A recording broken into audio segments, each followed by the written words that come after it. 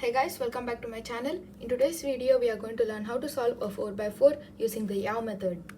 So this is how I solve it. I first make the two opposite centers. Then as we are using Yao, I make the first 3 edge cross pieces. Then I solve the next 4 centers. Then I solve the last cross edge piece and match it with the center. Then I solve all the edges. Then I solve it like a 3x3. And here we have our scrambled cube. How we solve it is we first do the center, and how we do it is by checking with pieces only inside these 4 places. I always start with the white center or the yellow center, and how we do it is by making bars. Like these both can become a bar by using the L prime move. Like this, you have to make another bar without breaking this. So we have the next 2 pieces over here. Even these can be inserted like this. And what you do is you move this and make sure they both are in the opposite lines, and you just insert it.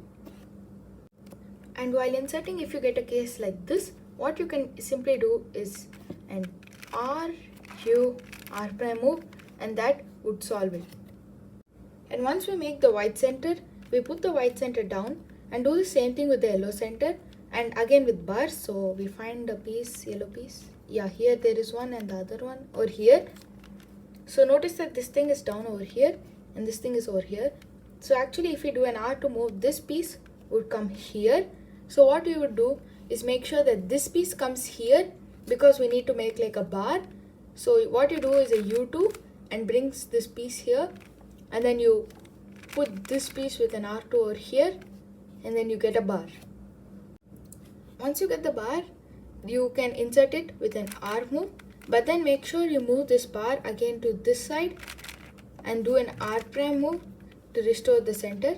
Again I will show. You do a R move, then you move it to this layer by doing a U2, and then you do R prime, so that the white center is over here and you have a bar over here. Once we make and insert one bar, you have to make the other bar, and you have to check for the other 2 centerpieces. I'll first go through the case when those 2 centerpieces are in this layer, not over here, and once after finishing the case for this layer, I'll show how to do if the centerpiece is over here. So I first search for centerpieces over here. I have both of them over here. I have to see if I do a L prime move, this would come over here, and to make a bar, this thing should come here. So when I do a L prime move, it becomes a bar. So if I do a U move, it comes here, and a L prime move would make the bar. Just keep playing around and checking with all centers, and make sure you don't break the white center or this bar over here, and just keep playing around and try to make the bar. Once you make this bar, make sure you align both of them in the straight line over here, not like this, because if you do an L prime move, the white center would be broken. So what you do is you keep it like this in the same line, and you do a L prime move, U2 and L, and that would make the yellow center, and the white center will be safe. And this is the case where one of the centerpiece is on the yellow center. What we do that time is you check where will this piece come if you do a L move. So if you do an L move, this piece comes over here, and if your piece is correctly in the face where this thing comes, you make sure you put it in such a way that it becomes a bar when you do a L move. So as this comes here, we can do a F prime move. So when you do a L move, it becomes a bar. Then what you do is you again do a F prime move and restore this back to make your center. And if you don't have your center piece over here, but you have it over here, you can either move it to this face and do it, or what you can do is keep it over here to a L prime move to bring it like this.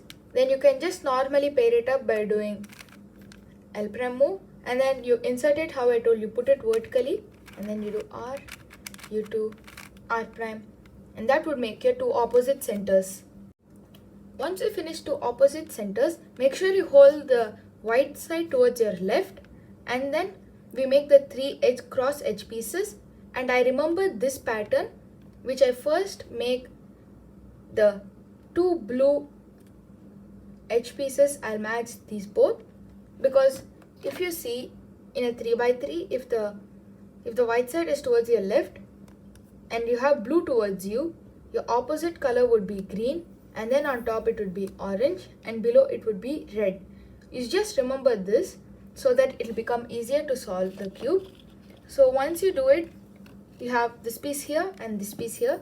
Make sure you have it in one side like over here, and then you can just move the piece over here and check whether both of them are in the different lines. Like if one is here, the other should be here to pair it. But if both of them are in the same line, you can do a U2 and put it behind over here, and then you can just do a RY2 time to pair this, and you can just insert it towards the white side. The next color, you can do the opposite color because that is better to do. So it is green and white green, white green. I can do a R move, L move, and then do a U move, and then that would bring these two pieces. Now I check whether both of them are in the same line or different lines. This is here and this is here. Now it's easier to pair. You can just do a R right move to just match this, and then you put it opposite to blue. So if blue is here, you put it opposite over here. The next color which you can do is either red or any one color in red or orange. I would prefer orange, and then you find both of them. So this one is here and this one is here. You can actually do a L D move, and that would bring both of them to the same place.